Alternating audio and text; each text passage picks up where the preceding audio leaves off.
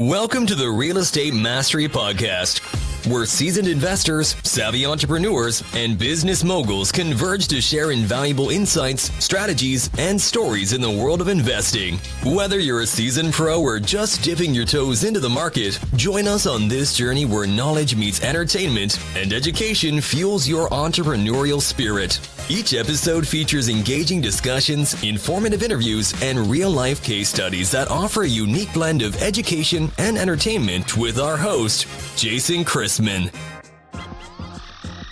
All right, everybody, welcome back to Stop Chasing and Start Listening. My name is Chris Gallagher. Chris, say what's up to everybody. Hey, what's up, everybody? How are you? All right, so Chris is in creative finance as well as wholesaling, and he's got a very interesting story on, how he's gotten started in the game, as well as he took Sub2 to a different extreme outside of real estate. So definitely stick around because we're going to get into that mid-episode, and you don't want to miss that because that shows you you could do anything with creative finance in this market. So Chris, tell me a little bit about where you are right now in life, in business. You have a house, you're moving into a house, you drive a car, motorcycle. Tell us about yourself. Yeah. So I currently daily drive a motorcycle. It's a 2019 Triumph Street Twin. I love motorcycles. As far as a car goes, I don't see the need for a car where I live right now. Everything's pretty much walking distance. So I just got a little bike to, ride around town. As far as, where I'm at in my career right now, I currently have an educational group with my partner, Richard Taylor. We have a little over 2,100 members now, which a couple days ago we had 16 members. We had a couple of videos pop off on social media, and so it's grown quite a bit. And definitely, I like to think we have something to do with that. Yeah, man. Maybe a little bit. It's all encompassing, and yeah. So we have our educational group where we teach people how to wholesale creative finance, wholesale cash deals, which is something we're about to get heavily into now that the interest rates are falling a little bit. Buyers are a little more active, and yeah, we own a couple properties, and that's it. Just what about your personal residence? When Richard was on here, he was telling us that you guys locked down I believe a 1.2 or a $1.4 million property you're going to reside in. Yeah, dude. So we're going through a hell of a situation right now. So obviously, because we teach creative finance, similar to how I bought my bike Sub2, I want to buy my house Sub2, and that has posed as a serious challenge when you start to get up into the purchase price of $1 million to $1.5 million. It's like the realtors change their attitude a little bit, the sellers start to change their attitude a little bit.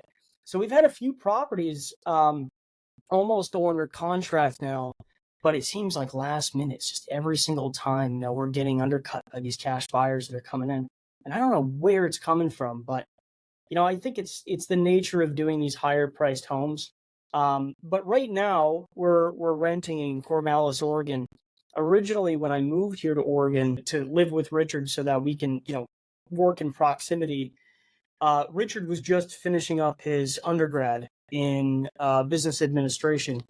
And so he lives here in this college town, and so he's renting this place out, and I came here and I decided to rent the place out with him. So we're renting, and we're our roommates are college kids, and that don't really know a whole lot about what we do, and I think it's super funny. But it's time for us to buy a house. It's time for us to get our own place. We make plenty of money and shouldn't be renting out a spot like this. So yeah, that's where we're at right now.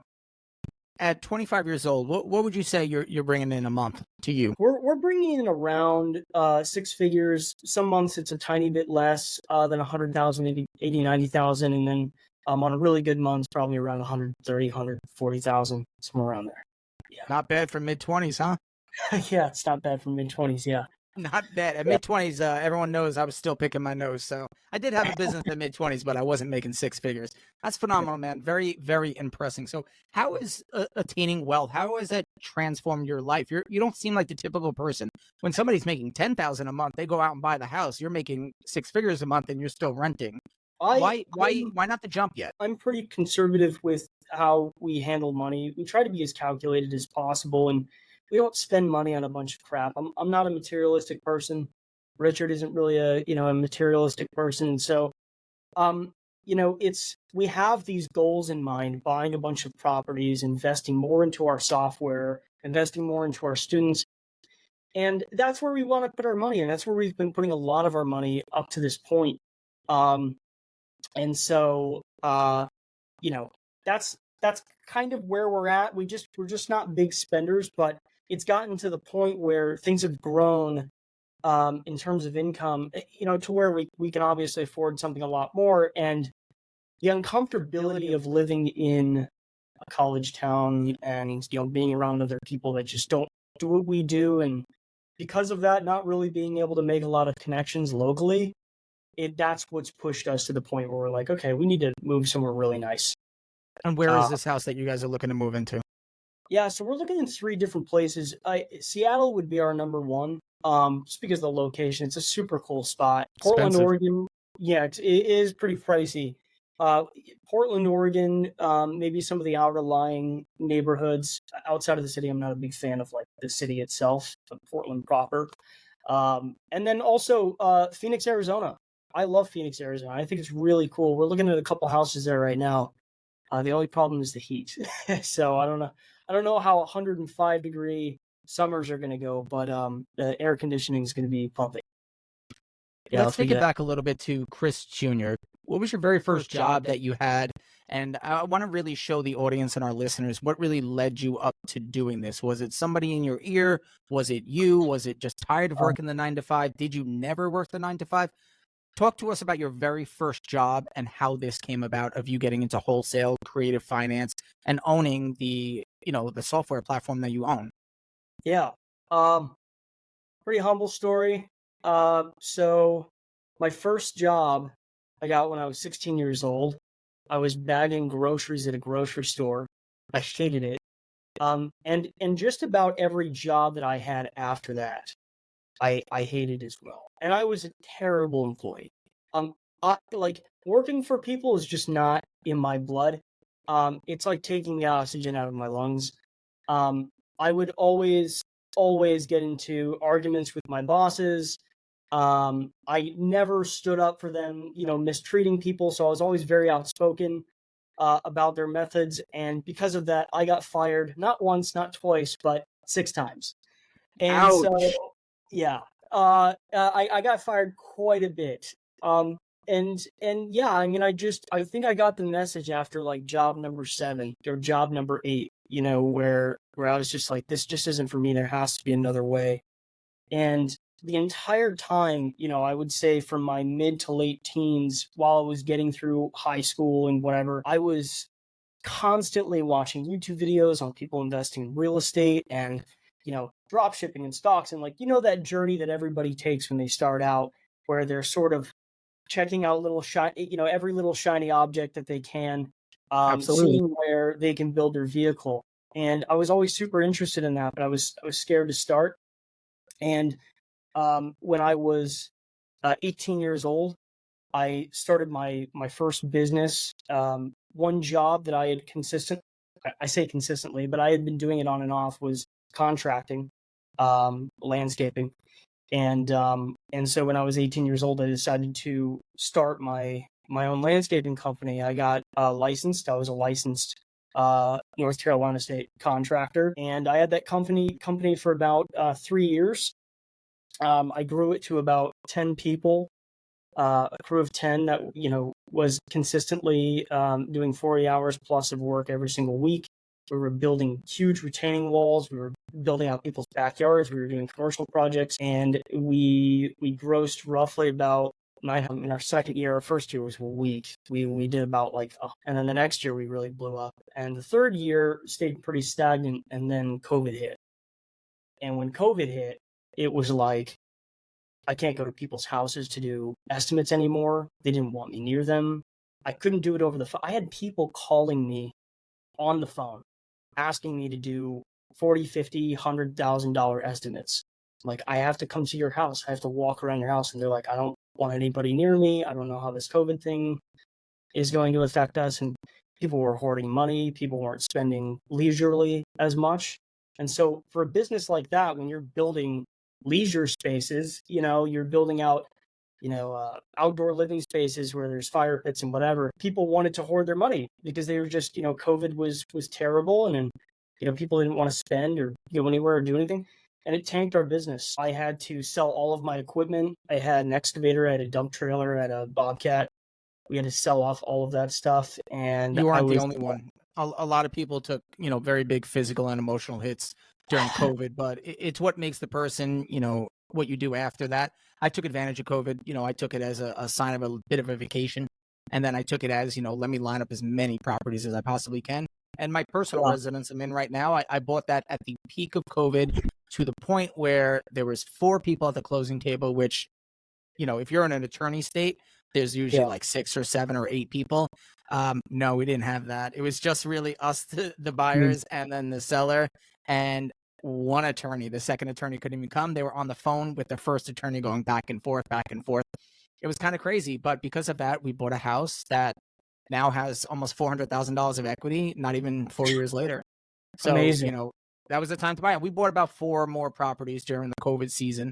And it definitely makes sense at some points, but unfortunately, a lot of people, like you, did lose their livelihood. So I'm assuming that was the time where you just said, I need something that's going to be bulletproof, right? Going to be recession proof, going to be, work my own thing, or did you have struggles still?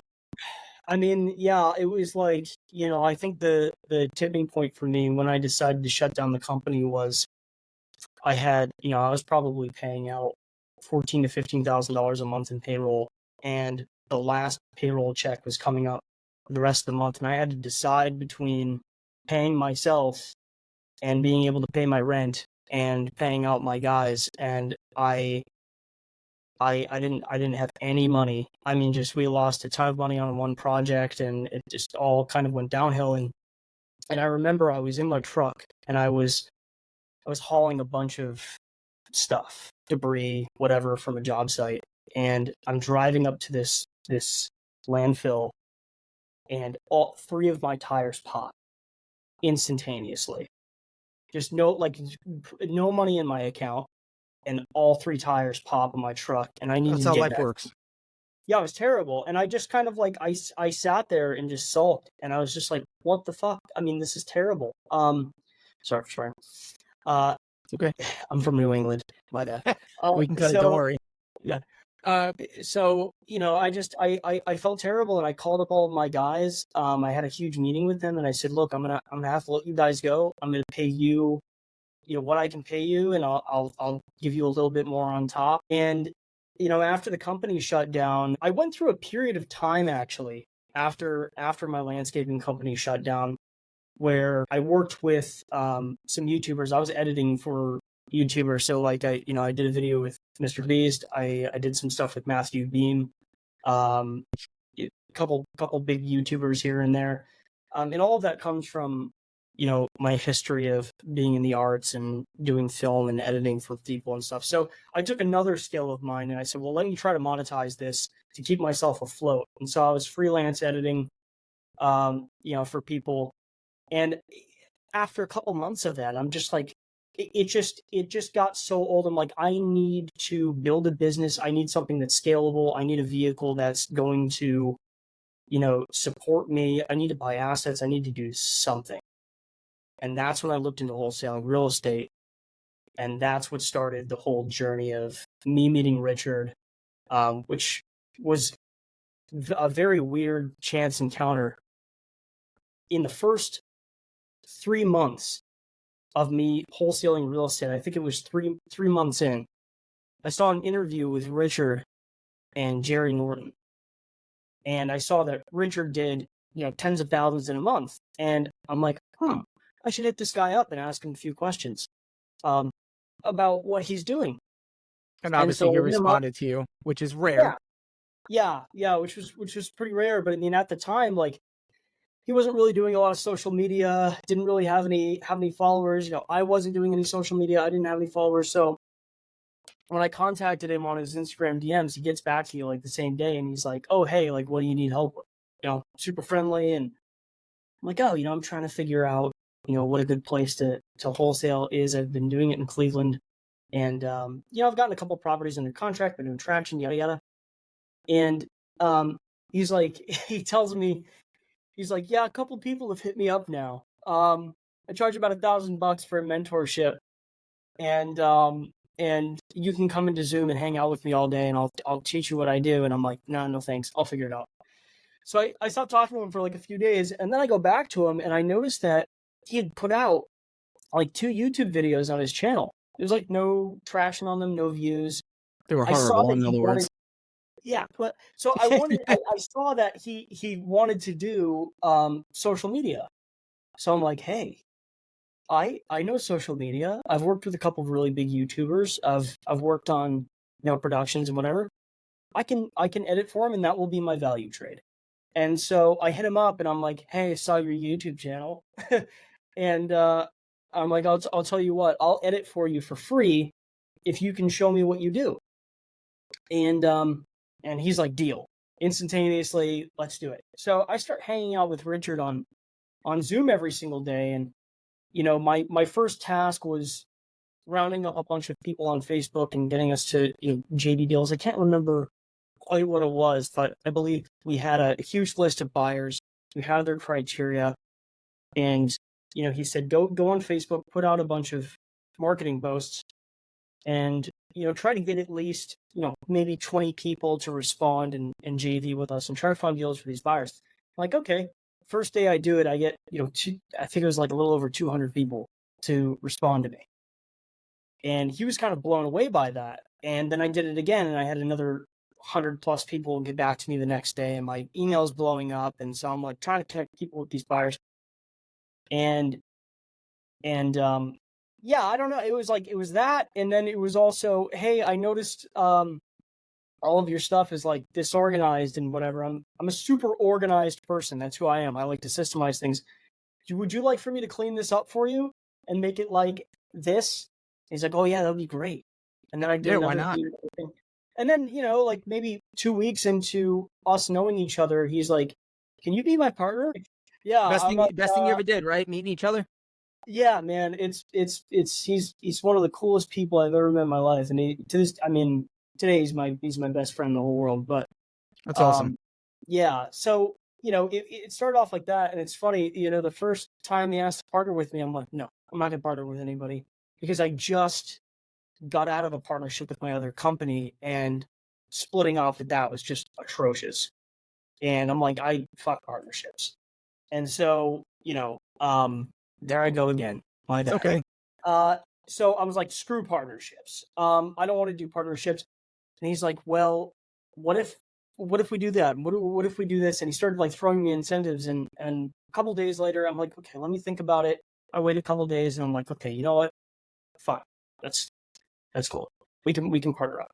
And from there, everything just skyrocketed. He brought me a list of hedge funds one day. This is how things started to pop off. He brought me a list of hedge funds one day, and he said, here are my hedge fund contacts. Here's what they're looking for. I've yet to crack the code on this, and they're extremely hard to work with. They're very picky. I keep bringing them deals that are perfect fits, and it's like they always come back and they deny these deals. And they say, well, this thing's wrong and that thing's wrong. And so I designed the system. I've worked with hedge funds, not to bump you here, but I've worked with hedge funds before with students of mine, and no deal ever goes through because they don't need you. The real thing behind the hedge funds is just you doing the work for them, and then maybe jumping in a little bit later on these deals or checking the criteria of an area. It's just free labor for them. To this day, I don't know one single person, and I've worked with thousands of people, that has sold the deal to a hedge fund. If anybody out there has sold the deal to a hedge fund, please come reach out to us on this show, and I want to interview you, and I want to know exactly what that looks like, because it doesn't happen.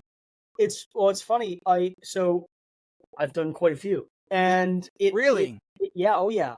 I've probably done an upwards of a little over 40 with hedge funds. Yeah.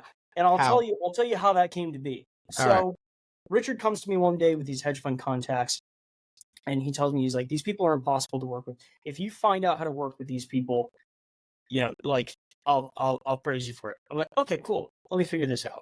Because I don't take no for an answer. I'm like, these people have a ridiculous amount of money. Here's their criteria. They say they're going to buy off of us. So if they hold up to their promise, if I find them something perfect and I can replicate that, well, then we're in business. Okay, so it starts off with me looking for properties. I send a property to them, it gets turned down. Why? Oh, because it's on a double yellow line. Okay, cool. I go back, I fix that. So I end up taking their buy box and building out their buy box double the size of what they sent me, because there's all of this hidden stuff that they don't tell you about. And figuring out those hidden details and the hidden criteria, it really comes from building a rapport with their underwriters. And so through building rapport with this underwriter at this hedge fund, you can bleep this out if you want, but the name of the hedge fund is Evergreen.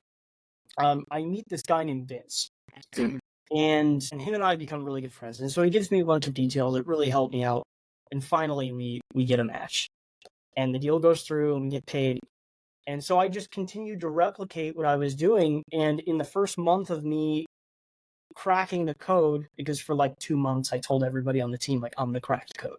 I think that's what the issue is. A lot of people give up because it's so much work and just for one property, but they don't see it as that one property. Like you said, it opened up the buy box. Now you know exactly what they're looking for. When you want to wholesale, it's not locking down a deal and finding a buyer. It's the opposite, actually. It's finding the buyer, knowing their criteria and their buy box, then hunting the deal. A lot of people don't know that. They do it backwards. And that's why a lot of people fail in wholesale. Myself, I've never tried it with hedge funds, but I know a lot of people who have given up very quickly on hedge funds because it's almost impossible. It's so much that they want. But that's awesome that you cracked it. But I have to ask you a few questions. Yeah. 1, how much did you make on that deal? 2, how much did you get paid for doing a video for Mr. Beast? And 3, I want to get into your motorcycle and how you bought it.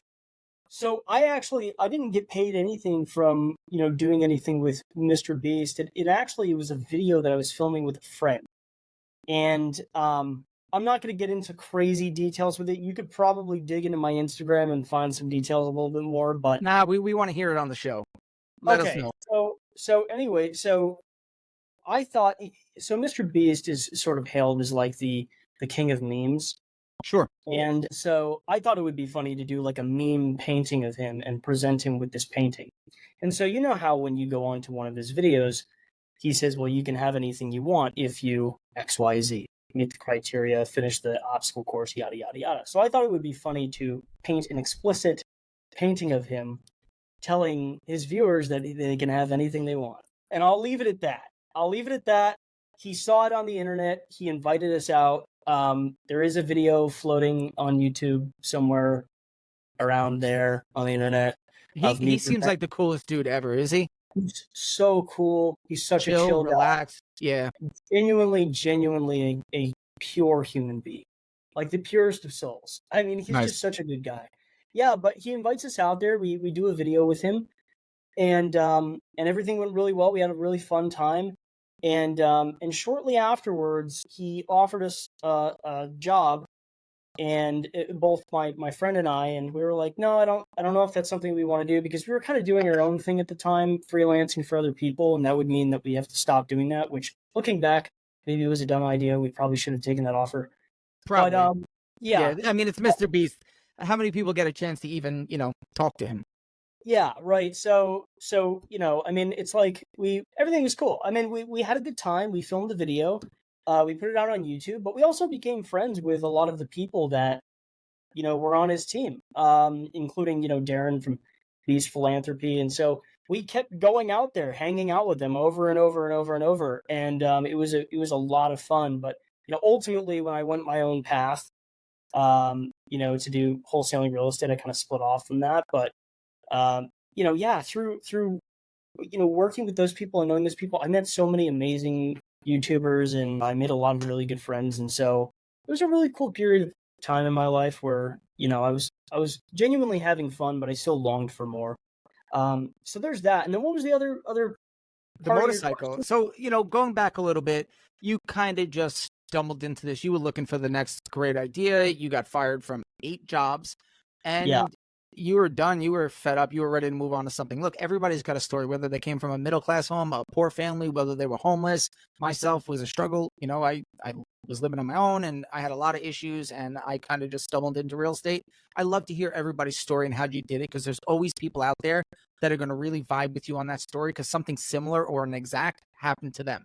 So that's why we do love to know, how you got there, the success that you have today, your know-how, the education, of course, Yeah. and the motorcycle. I got to know about this because I know somebody that bought a trailer home. They were literally renting a shed and they substituted a trailer home and now that's their home. So I know you can do it with trailer homes and you did it with a motorcycle. So tell us how you did that. Yeah, so when I wanted to buy a motorcycle, I'm like, okay, I need something to tool around town with. I don't really need a car per se. I need something to get up and down the road with because it's kind of a pain in the butt. Walking 2 miles to the store, a mile to the store, or whatever. So I'm like, what? I've always wanted a motorcycle since I was a kid. So I'm gonna get a motorcycle, and of course I told myself, but I'm gonna do it in style. So instead of just going out and purchasing a motorcycle in cash or getting a loan or whatever, I'm like, okay, I'm gonna buy this damn thing Sub2. So I go into Pace Morby's creative group, and I just put a post out there. I'm like, hey, I'm looking for a motorcycle, preferably a Triumph, but I don't know how picky I can be here. And I'd like to buy it Sub2 or seller finance. And a couple guys reach out to me and they send me some crabby bikes, and I'm just like, nah, no thanks. And then this one guy reaches out to me, and I kid you not, the day prior to this guy reaching out to me, I told Richard, I'm like, man, if I could get a Triumph Street Twin, I would lose my mind. And this guy hits me up, and he has this beautiful Triumph Street Twin sitting in my garage right now, and he sends me pictures of it, and I just think it's like the most beautiful thing ever. And so I didn't have the contracts to do a Sub2 or seller finance deal with his motorcycle. I only have real estate contracts, for houses and whatnot. So I'm like, how do I go about doing this? Now that he said yes, how do I go about doing this? And this guy was so nice. He had all of the contracts. I read over them, and it was a really cool experience, but he walked me through most of it because it's a little different than locking up a house via creative finance. So we went through that process. He was out of state. He was in Texas, and it was a pretty straightforward process. We signed the docs. He had about $3,000 left on his loan. It's funny. It's weird. It was kind of like it started out as a Sub2, but I paid off his loan, and now it's become a seller finance sort of situation because now it's paid off. And so there's a little switch over there. But I paid off the rest of his loan, and now I'm making payments of about $200 a month. And we got shipping situated and whatnot, so we shipped it from Texas to here, and now I have as long as it works, right? So. Yeah, it's you love it, huh? So you want it now you have it. Yeah, I love it to death. What does your vision board look like? I know you say you're not very materialistic, but everybody says that to a certain point. Once they really get to a certain amount of money, you start playing around with girls and the misses, Yeah. What does your vision board look like? Is there Lambos in the future for you? Bentleys, Ferraris, Audis? What are you looking at? Are you a boat guy? You got $1 million a month coming in. What does your vision board look like? Getting a yacht in the future would be pretty cool. I think that would be amazing. But truly, my big why, I guess you could say, is for my family. And we can get into this. We don't have to if we don't want to. But my dad is an incredibly important person in my life. And sure. So is my mom, and they worked incredibly hard when I was a kid to keep things afloat and take care of us and made sure we had what we needed. And it was all while we were going through a pretty rough experience in my younger years. And my big why is because I want to take care of my parents. I want to retire my parents. I want to take care of them. I want to pay off my brother's school, pay off my sister's school. Make sure they're taken care of. Yeah, that's my big thing. I just want to take care of my family. Family first, man. That's amazing. I respect that. I love that. I'm on the same page as you. Absolutely. So are there, for somebody who wants to get into wholesaling, maybe a little bit of creative finance, are there actionable tips or strategies that they could do? Things that you did in the beginning that you just say now, why did I start that way? Or things you didn't do that would have got you in the process a lot further? Yeah, I can't tell you how many people come to me and say, "Where do you get your lists? Who are you cold calling? What's your off market strategy?" And I'm like, dude, I don't do off market. I only do on market deals. I kid you not. And I see this is a huge problem that I absolutely hate in other people's groups. I'm not going to name names, but there are people out there that are selling people on these groups a couple $1,000s to get in, $5,000, $10,000 to get into the group. And then that person gets into the group. And this person is entering the group hoping that somebody's going to help them figure out how to grow this vehicle, that there couldn't possibly be any hidden fees or crazy things that they experience, any extra costs that they experience or have to fork out when they join such an expensive group. And so these people fork out their last 5, 10, and they get into these groups, and then all of a sudden it's like now you have the same leader of that group selling them another couple $1,000s on these off-market strategies, and signing up for softwares and whatever. It's just, it bothers the hell out of me. And this is something that I tell all of my students. We all want to become kings and queens of the mud. All right. So all of the low barrier of entry ways to wholesale real estate, you want to conquer those first. That needs to be your foundation. And once you've mastered that foundation, another thing that I teach my students is, something I coined growing your gardens. Growing that first garden is so incredibly important because your overhead is going to cost you absolutely nothing. You're going to have for sure ways to find deals, which is why we teach on market. And even if you take the excess money that you've earned from wholesaling real estate and you want to experiment with expensive text blasting or, throwing out mailers or whatever, if you get kicked in the butt, it's okay because you have something to fall back onto. Oh, I can just hop back onto Zillow or hop onto PropStream that only costs me $100 a month, and I can find low equity sub twos. I can find seller finance deals. People that have been sitting on the market for 150 days and need my help. And it doesn't 100%. There's flags raised everywhere. You can go on InvestorLift, you can go on Facebook, you can go on Zillow, Trulia, Redfin, Craigslist. I've literally bought properties from every single site, real estate site that exists. And I see it all the time, people with their hands raised. I think a lot of the issues with these groups where you're going in, you're paying $5,000 or $10,000, you get in, and now they're like, okay, where do I start? Well, you should have this software. I know who you're talking about, by the way, but we won't mention names. You should have this software, which is going to be my calculator and my map software to find you the best properties in the country. Yeah, no, I don't need your $2,500, $5,000 software. Right. Realistically, you can wholesale, like you were saying, with $100 a month just by getting batch stream or, anything on that level. You just need to find people with a pain point, which is a big part of it, or someone who just wants to vacate their property, or somebody who has a vacated property. We find properties all the time of people who are over leveraged at 2, 3, 4%, 5%. If it's 1 or 2% less than I would get today, it's a deal. If I can make the numbers work, it's a deal. Mm-hmm. When I see a property that's over leveraged, they may owe a little bit more than the mortgage. That's okay. I'll still take it for the reason that I'm not putting 20% down. I'm putting 0 down, and I'm getting 3, 4, 5% interest on the property. Yeah. Who wins on that? We both win. I'm saving the seller's credit. I'm saving the foreclosure. They could buy a house in 2, 3 years. They don't have to wait 10 years to buy another property. I'm saving them the headache of going reversed, meaning the mortgage company is going to hit them with a ton of fees at the end, underwriting, agents. They're going to have to pay this, which is further debt. You get people like us, we scoop in. Sometimes I'll buy these deals in cash if there is some equity and it could work.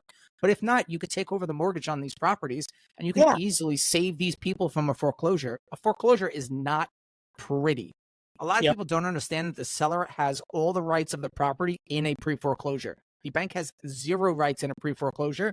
The seller can still act and do anything they want. They can catch up on their mortgage. They can, if they have violations, they can lump up violations. There's many things that you can do to get a seller out of that position. Yeah. And let me tell you, I helped a family, a single mother with 4 children, literally 6 months after we took over her property. She was already applying for a new house. She got into a credit program to help her fix her credit. There's no way she could have done that if she got foreclosed on. It would have been 10 years. So she could have even applied for a house. Yeah, and I can't tell you how happy it makes me when I show a student, look, I went on PropStream. I found this pre-foreclosure that was on market. We contacted the agent. We told the agent what we can do for them. We can catch up their arrears. We can give them a little bit of money on top so they can walk away from the situation happy with a little bit of money in their pocket. We've saved them, and then we've also created an opportunity for an investor, and we can sell that opportunity. And it was practically free. It costed me almost nothing to find that deal. Yeah. Almost nothing. It's 100% cash on cash. You make all your money back in the first year. It's really a non-existent deal that didn't exist 10 years ago. But today you could do it. Guys, girls, you could do this from the comfort of your own home with a cell phone. That's really all you need is a cell phone.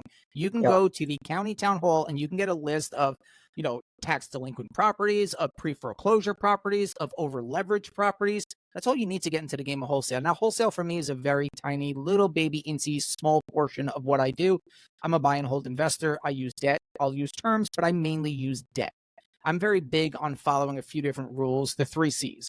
My 3 C's mainly work for Section 8.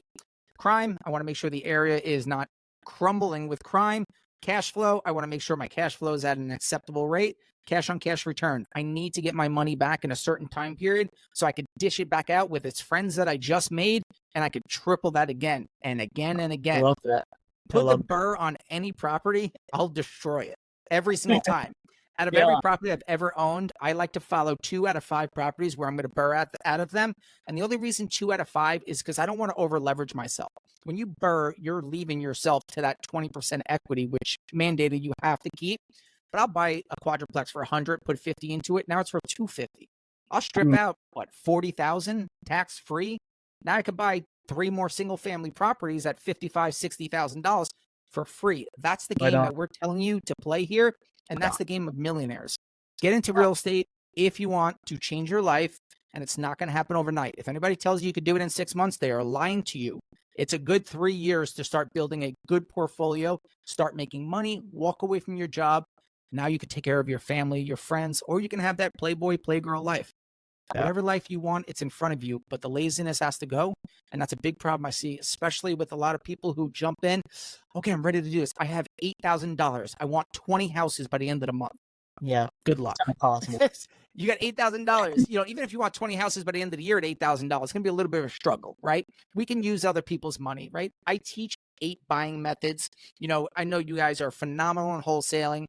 There's 8 different methods out there you can use, whether it's hard money, private money, which are two very big different things. Whether you're doing on terms, which is seller financing, any creative sub 2 agreement for deed, you can run both of those. If you don't have money to close on a property, do an agreement for deed. There's no closing process. Save that 3% up front. 3% on 200 grand is 6,000. You don't have to lay out. Find a deal that's over leveraged. There's nothing you got to put down on that property. Start collecting $500, $600, $700, $800 a month immediately. This game is for winners. You will win if you get in real estate, if you follow the simple rules and you let the numbers tell a story. And that story is always going to make sense and make you dollars. That's the game of real estate, which I love. Chris, you love. I know Rich loves. And it's really a small circle of these real estate investors who are actually good at what they do. There's a lot of people out there that teach this game that don't teach it the way it should be taught. As we were just going over with the upsells, it's unfortunate. But I do want to ask you a few more questions here. How diversified is your portfolio? I know you said you have a few properties as goes to seller finance. You have the wholesale. Do you have anything else going on for you? Yeah. So, I mean, do you mean portfolio in terms of like business portfolio, or do you mean, my business portfolio? And I know you mentioned the software. Yeah. So we're not super diversified now. We're semi-diversified. We have, we're closing on our third house right now, which is really cool. Something that we're trying out. This is going to be our first like full renovation. Then moving it into a rental, cash out refining, and then putting that into more properties. Kind of a burst strategy sort of situation, but we're doing it creatively. And so, we have our properties, but that's not yielding a whole lot, and we're planning on building that out more, like I said earlier, so that we feel that we're qualified to, teach that. We have that. We have our software, which I think is going to, in my personal opinion, and I don't want to toot my own horn here, but I genuinely think that Buy Box Cartel is going to revolutionize the way people joint venture. deals. And, that website was built out of the frustration of not being able to accommodate to those hedge fund buyers. And, that pushed me to say, I'm designing a website that, matches your deal to the criteria perfectly, underwrites it, makes sure that something the buyer wants to buy, and then gives you that price. I think that's going to be great, especially with all the stuff we're adding onto it over the next 4 months. And then we have our group, our educational group where we teach people. And those are sort of our three pillars right now. That's where we're sitting. And so how can people get into this education group, and what do they have to pay to get into it? Was it like $500, $1,000? How much is this group? What do you charge? It's $19.99 a month. It's $19.99. No. Yeah, it's $19.99. Crazy. It is. It's insane. So myself, Richard, and 8 of our group leaders go live for probably eight hours a day total, 5 days a week. And so the students get a lot of one-on-one help. They're also able to book one-on-ones with our group leaders, which we don't take a penny of that. That is purely, something for our group leaders to do, which they charge a very small amount. I think it's like, $15 to $20 for, maybe an hour talking with them and hanging out with them. So they don't charge a whole lot. They're very honest with what they do. And so, you have that. I've hired on 2 people recently to help with students, onboard them, explain the group to them. I love that. Yeah, you get access to BuyBox Cartel. That's awesome. And BuyBox Cartel is going to help those wholesale students, the people who want to get in the game, help them set up the buyers, help them set up the, realistically, the distribution, the acquisition part of it, really get them rolling and get them into the game. So that's really, the aspiration for the future, for professionally and personal, you're bringing this whole new software platform to the real estate industry. That's amazing. I love it. Thank you. I want to use your system. I want to test it out, and I want to give an honest review on the show. Dude, you should. I think that, right now it's great. It's great at what it does, but with the updates that we have coming over the next 3 months, I think the best review you could possibly do is when that's totally built out, because that's going to have an insane amount of functionality to it, and that's going to show the true potential of like what BuyBox Cartel is. Awesome. Yeah. You'll give me access to it so I can do an honest Absolutely. review. Yeah. All right. Yeah. Awesome. 3 months. It's a date. I'm going to give you 4 months because I know things happen. It takes a little bit longer to go in. Software's a pain to build out. The bugs, the little things that you wanted to add on that you didn't know you wanted to add on, and now you want to add on. Yeah. It's a lot. So do you handle all the social media? I mean, you did videos for Mr. Beast and big people. Do you handle all the social media aspect of it? Like your TikTok videos, your Instas, your Facebook? Is that you? Are you doing that? Yeah. I'm pretty much controlling my own social media right now, which I'm not nearly as present on social media as Richard is. I'm not really posting on YouTube a whole lot, which I do plan to do more in the future. I just don't have the capacity right now. But TikTok, I'm posting a video every other day or so, and that seems to help a lot with getting people into the groove and spreading awareness of what we do. But yeah, I'm controlling all of my stuff right now. Yeah, absolutely. And where can people go if they want to get into this group? You have a link which we'll put in the description. We will put a link on where to find Chris and Richard, how to get in their group. And I can't believe I'm going to say this, but for $19.95, if you're listening to this and you're not in their group by the end of this week, you don't want success. That is just plain and simple. For $20 a month, you're getting 8 mentors. 10, right? It's you, Richard, and 8 leaders? And 8 people, yeah. Yeah, so you're getting 10 mentors. 2 of them who I know are making 6 figures plus a month, teaching you the game of real estate, mainly wholesale, some creative, right? That's correct? Mm-hmm. Oh, yeah, a lot of creative. What's the most you've ever made on a wholesale deal? We just hit one of our primes, $75,000. Holy crap. Dude, what's funny is I can show you. It's true. Dude, I'd love to see it. We do a lot of volume. I think that's what makes us money.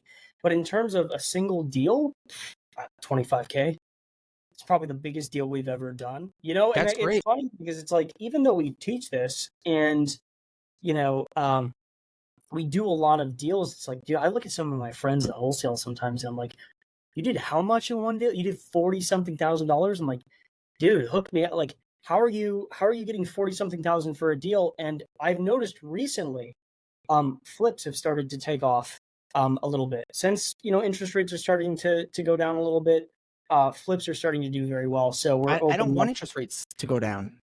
I don't want it. Do you? Be honest. I'm a I cash mean, buyer, right? I buy yeah, with cash and I buy with debt. Interest rates don't affect me, not even a little bit. right. I'll pay Yeah, 20% if I'm making 30%. I don't care. There's people yeah, out there that's like, oh, 8%, I can't do it. Yeah, but you're at 15 to 18%, return. So what's the big who deal? You're cares? still making Right. 8%. It doesn't make Yeah, sense to me. But a home steady buyer, it'll stop them because let's be real, we're in a weird part of the market right now, right? We're at the point where inflation is kind of crushing everything. Interest rates are at 7, 8%. And then the housing prices are at an all-time high, higher than they've ever been. Normally it's one or the other. If interest rates are at 3%, houses are way above market. If interest rates at 8, houses are way below market, but they're both very high right now. So that does me a solid and knocks out a lot of the homestead buyer competition. I would say maybe 30% of my deals. And for the reason of 30% is because my buy box, I'm buying single family homes at 50 to 70,000, multis for a duplex at 75 to 100, wow. quadruplexes under 200,000. But I'm making anywhere from 350 to 550 per door on those properties. That's the game that I love, Yeah, that I know how to play the best. right. I would say for me, either or is fine. We have exit strategies and acquisition strategies for both markets. It really, to us, it doesn't matter. It's like, okay, sure, interest rates go down. Okay, now we're doing, a ridiculous amount every single month with flippers. We're Yeah. selling more to flippers, and maybe, we still stay in the creative game. We're still doing a lot of creative finance stuff. That's the great thing about creative finance is it doesn't matter whether it's an up or down market. You have acquisition strategies and exit strategies for everything. But doing a lot more novation agreements, which for those of you that don't know that are watching means that I don't have to purchase the house. I just make an agreement with the seller. Hey, I'm going to come in. I'm going to force appreciate, renovate your property, and if you let me go ahead and do that and sell your house for a lot more, I will give you a tiny bit more than what you're asking. And so we force appreciate the property for the person. We give them a little bit more, and then we take our profit at the end when we close. So what I Chris can is see us so doing what a lot Chris more. is saying, just so people don't get lost, the audience doesn't get lost, he's not buying a property, he's not closing on that property. A novation is simply as he said, but I'm gonna put it more in layman's terms. It's building Yeah, sweat equity in that property. Taking a property that's worth 100,000 and then putting 50,000 into it, now it's worth 225,000. He'll make that 75 difference, but he might give the seller an extra 10,000 for going through the inconvenience of having the property renovated or rehab. Maybe they're living there, maybe they're not living there. That's well a said. novation. It's a good way if you have a little bit of money you want to dump into a property, but make the fix and flip price. That's what you do is a novation. Yeah, and it's a great deal to wholesale too, because it's a lot cheaper for the buyer to get into the deal. And so if the buyer wants to get into the deal, they're not getting a loan for the entire purchase price of the property, which saves them a ton in interest. And so, yeah, so I can see us doing a lot more of that in the near future. And yeah, I mean, if the market's up, that's what we're doing. We're selling to flippers. If the market's down, then we're taking advantage of a lot of low equity situations. We're taking advantage of a lot of helping people that are in pre-foreclosure, all kinds of stuff. It's just different. It's like, oh, who said this? I don't remember who said it. Sorry if I'm misquoting whoever the hell said this. But an amazing. I think it was Dolph DeRuse. The deal of a lifetime comes around once a week. It doesn't matter where the market is. It doesn't. If you know what you're doing on both ends of the spectrum, the market it doesn't. It's not even a thing. It just doesn't matter. I agree. Yeah. I agree. Like people say, once in a lifetime. I hate that expression. It may be something happened once in a lifetime because you're only paying attention once in a lifetime. It's like the red car theory, right? Ask somebody after they just commuted for 2 hours how many red cars they've seen. They don't know. But have somebody who traveled 10 minutes and ask them to look out for the red cars, they're going to tell you they saw 5 red cars. The red car theory. People need to open their eyes a lot more and really look out for things. It's not going to land in your lap. You do have to put in work for things. I know a lot of people are, conceptive to actually putting in work. They'll have no problem clocking in a 9 to 5 and working their butt off and clocking out, going home and complaining.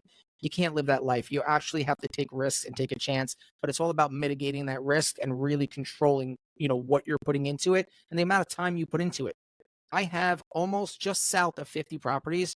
I put 2 hours a month into my portfolio because I built management, property manager. I have everything you need. I have a title company. I have a real estate agent. I have a handyman. I have a contractor. I built a team. That team only gets paid when I get paid. Yeah, which is That's the actually real estate. something I'd love to talk to you about. And if you don't mind me asking, what's your structure around scaling your portfolio in terms of managing the properties? Are you just finding local management property? Because I'm small in the portfolio game, so I'm trying to figure out, like, man, if I had 100 properties right now, would I have, individual management companies managing those properties? Do you have one management company that manages nationally? Like, how do you structure that? How do you One nationally wouldn't work. It has to be local because you need people that can float past your properties. uh, My managers drive by the properties at least once every month or every other month, once every 3 months at the absolute latest. I want them to see what's going on outside. If something's going out outside, there's definitely something going on inside. yeah. Plus, I'm a Section 8 landlord. We have to do yearly inspections on the property Uh, with the housing authority. So I need somebody boots on the ground to actually go there, let them in, have them walk the premises, as well as, be tangible to us. I need a contractor, go out and get them. We need a refrigerator. Can you meet them at the property to put in a refrigerator? Property management must be local. But once you get to a certain point, which I feel I'm not at because I'm in 3 different states in my properties, but let's say you had 40 properties in one state or 50 properties in one state, you want to start your own property management. Nobody's going to work better than a team you've hired yourself, yeah. not focusing on other people's properties. Start your own property management company to keep it afloat where you don't have to pay them. Only take on enough properties as, side business to pay your employees so you're not paying them out of pocket. So you save that 10% on every single property. That's Yeah. exactly what I would do. But right now, unfortunately, I'm forced to use property management through third parties, not myself, because I'm not making enough because I'm split between 3 states. But otherwise, that's exactly what I do. And how's that been going with using third party property management companies? Have you ran into issues with management? Are they treating your properties well? Yeah, so they do treat my properties well. When I had my properties here in New York, I owned real estate in New York for about 6 years and change. I ran everything myself, no property management because I was local. But I didn't have nearly as many properties as I did because the purchase prices were 5, 6, 7, 8 times more than what they are Yeah. outside.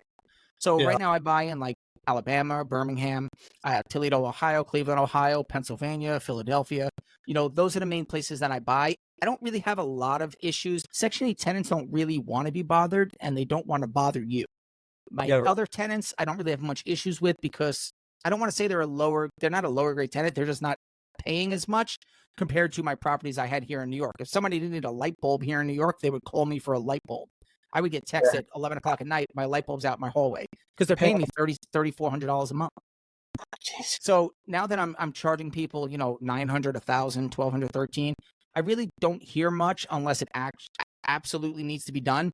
And the difference is my property manager will take care of it because everything's based under a portal. So my portal is where my tenant will go on, they'll put a request work done, meaning, Yeah. okay, whatever it is, the refrigerator stopped working.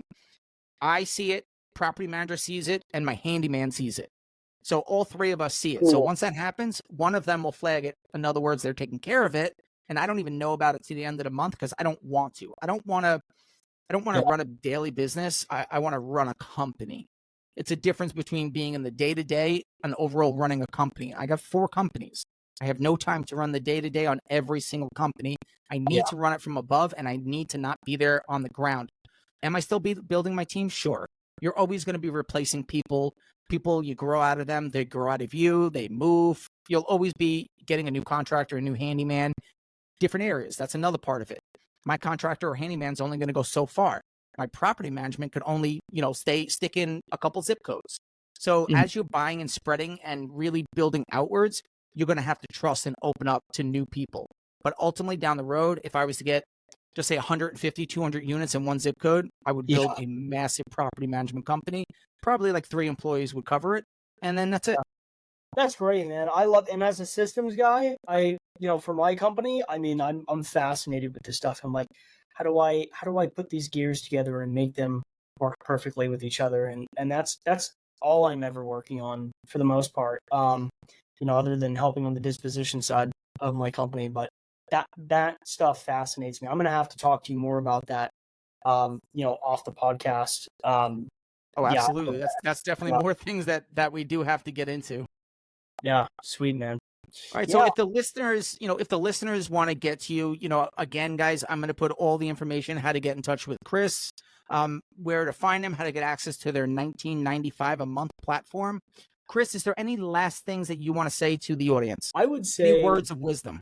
Yeah, if you are an aspiring entrepreneur, if you're looking to get into some sort of vehicle that you want to grow, don't quit. And don't hop around and get shiny object syndrome. You're going to see a lot of people on YouTube trying to feed you, penny stock courses and drop shipping courses and whatever the hell it is. I stick to real estate. Sorry, I'm biased. But whatever it is, just stick with it and don't quit. It is hopping around and getting shiny object syndrome that will tire you out, and you'll screw yourself over. And so you need to stay focused, and it's not going to be easy. But I believe in you. That's all I'm going to say. Yeah. I agree with that. We're in the business of buying the rarest commodity, which is land. Land cannot be duplicated. It cannot be regrown. It can't be recreated. Once we buy up all the land, that's it. It is the rarest commodity in this world. Get into the game of real estate. Yet again, thank you very much for everybody for listening. Today, I have a little bit of a present for everybody. If you go to www.stopchasing, go to the free resources page, type in invest, INVEST. You're going to get 2 free calculators. One's a wholesale calculator, and one is a rental analyzer calculator for free for being one of our audience members. We appreciate you listening and love that you download our episodes. Again, this is Stop Chasing and Start Listening with Jason Chrisman. Thank you very much, all. Thanks for sticking it out with us to the end. As always, if you enjoy our show, please subscribe so you don't miss any of our episodes, guest appearances, or education in the world of investing. Till next time.